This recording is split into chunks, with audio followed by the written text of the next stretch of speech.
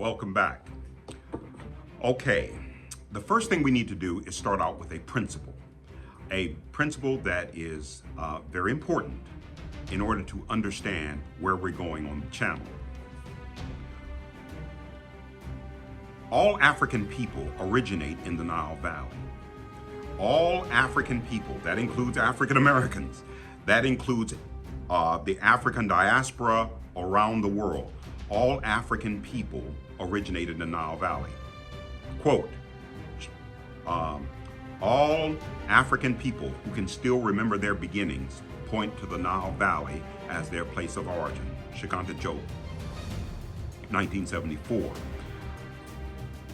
No matter where we look in Africa, all African people will say they came from Ethiopia and Egypt, one way or another, whether we look in myths or documents or legends or even oral tradition. All African people say they came from Egypt and Ethiopia. Okay, by that definition, what we can accurately say is that when we are looking at Egypt and there's not something that we understand quite, then we can actually look to other parts of Africa and see how those same principles are playing out. See, even though Africa has many different cultures, many different cultures, that doesn't actually explain the foundation. The foundation is still Nile Valley. The foundation in how they see the universe, the way they fit into the universe, how they perceive themselves in the universe is still intact. So you can be in Ghana and you will understand that many of the foundational principles of Ghana are actually Egyptian and Ethiopian. So, as we go along, we're going to come into contact with ideas in Egypt. And we'll say, hey, how do we interpret that? Well, the way to interpret it is to look in other parts of Africa and see if those foundational principles are present. And indeed, we find exactly that. Now, I call this the African unity principle. Now, with that principle in mind, let's proceed. All African people worship one God. Let me repeat. All African people worship one God. In over 230 surveys and investigation of African people, all people that we've been able to find and contact, when you sit down with them and talk to them about their history, where they came from, they all point to believing in one supreme, almighty creator. All of them, without exception. Now, how would it be possible for all of Africa to believe in one God and the Egyptians believe in many gods? Once again, we're going to anchor this in fact. And the first fact is that all African people say that they worship one God. John Mbiti, a Kenyan scholar, is the man who actually went to African people, sat down with them and say, tell me about what you believe about God. And they all say that they believe in one almighty God. Now, we have names for this God. The God who is above all, the one who created the universe, the one who is the God of all. If you go to Cameroon, the God's name is the one who bears the world. If you go to Mali, if you go to Sierra Leone, you all have a word for the one God.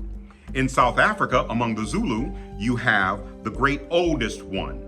Now, special note here, you will notice that in many parts of Africa, when they point to the almighty creator, the God that is above all, he doesn't really have a name many times. He's always known as the shining one. He's known as the one who you meet by the side of the road, the one that is great, the one who bears the world. In Sierra Leone, he's called the High One. In Zimbabwe, he's called the Oldest One. He's also called the one in the sky. No matter where we go around the African continent, they have a name for God, and it's usually identified as one. Why not have a name? The reason why you don't have a name is because there's a real theology. It's a foundational theology that we will eventually get to. There's a theology about words. Words have power, and because words have power, you got to be careful of them. So putting God to having a name is a very, very touchy subject. And because it's very touchy, we have a deliberate idea within African cultures that they do not want to give God a personal name. Now, with that in mind, let's go to Egypt. Now remember, Egypt gives birth to the rest of Africa. I should say Ethiopia and Egypt gives birth to the rest of Africa. Now, when we go to Egypt, we see many gods. I mean, I've seen the art. You've seen the art. You have people with the heads of animals, and you have all these beasts and animals, and we look at that and we say they worship many gods. They're polytheistic, okay? But when we actually look at Egyptian text, and we now ask what the Egyptians say they believe about God, this is what we read in Egyptian text. The Egyptian texts refer to someone called one. Okay? It's Akhenaten or Uneter. That is Waneter or Ua-Neter. Okay? Now, when we encounter that word, let's translate it. The curator of the British Museum, E.A. Wallace Budge, says you translate that word, one God. Shiganta Jobs translates this concept as supreme deity. German Egyptologist Jan Assmann translates this word, God in the singular. Raymond O. Faulkner, the man who wrote the Dictionary of Middle Egyptian, he translates this word, Soul Lord. Charles Finch of Morehouse College translates this word, the One. E.A. Wallace Budge actually makes a second translation. He says that Akhenaten can actually be translated the only one without a second. Now, looking at all of these translations and look at how Africa in general, the entire continent, how they believe about God, I came up with this translation. My translation of the word Akhenaten is the God One. Now, from this, what I am saying is that God, that African people have always believed in one God, still do, and that the Egyptians themselves, the ones who gave birth to the rest of Africa, also believed in one God. Now, let's go to the Bible. If you look in the Bible, there are many texts that refer to Africa, Ethiopia, and Egypt as worshiping one God. Isaiah 19:19 says that Egypt worships one God.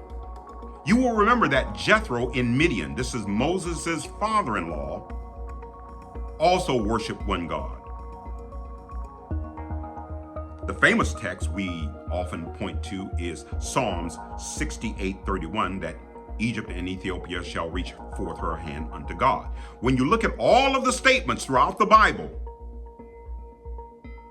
including the Ethiopian eunuch in Acts chapter 8, verse 27, when you look at that, the Bible consistently says that Egypt and Ethiopia worship one God.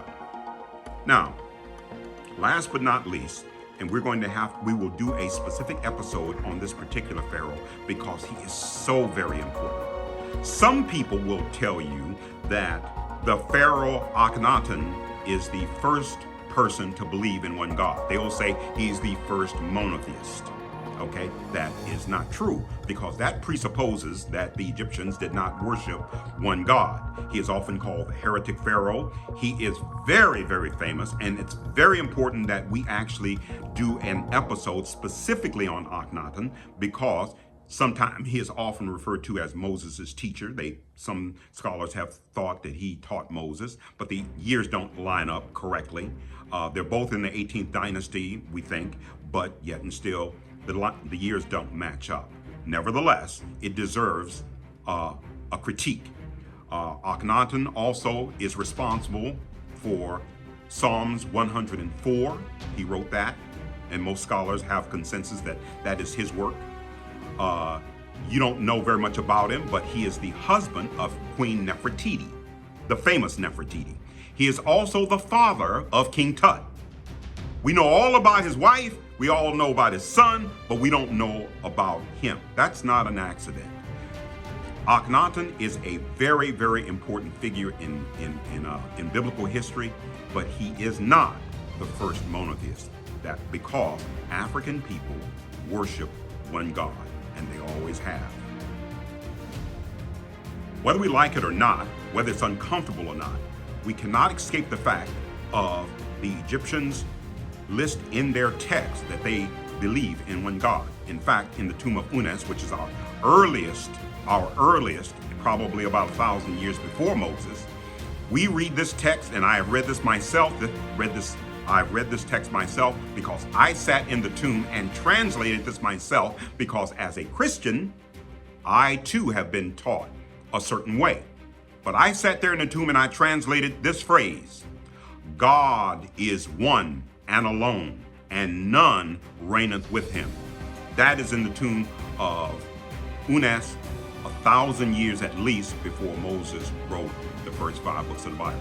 This does not mean that the Bible is not inspired by God or any of those kinds of ideas. It just means that there's a lot more sharing of ideas than we originally thought. And we have to put that sharing of ideas into the idea of our interpretation.